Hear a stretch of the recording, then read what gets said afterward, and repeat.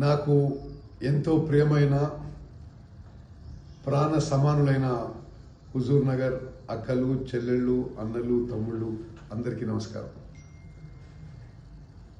గత 2 ఏళ్లుగా కాంగ్రెస్ ప్రభుత్వం వచ్చిన తర్వాత అందరికీ సన్నబియ్యం రేషన్లో ఇవ్వడం జరుగుతుంది.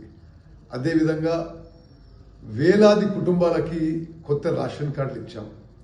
ఈ 2 ఏళ్లలో హుజూర్ నగర్ నియోజకవర్గంలో విద్యా సౌకర్యాలు కానీ, వైద్య విద్యుత్ సౌకర్యాలు, అదేవిధంగా ఊర్లలో సీసీ రోడ్లు, డ్రైన్లు, మరి చాలా మందికి ఇండ్లు, మరి అదేవిధంగా ప్రభుత్వ కార్యాలయం లాంటి మౌలిక సదుపాయాలు, కొత్త లిఫ్ట్ ఇరిగేషన్స్, ఇటువంటి ఎన్నో అభివృద్ధి కార్యక్రమాలు చేపట్టగలిగానని మరి నేను చాలా సంతోషిస్తున్నాను.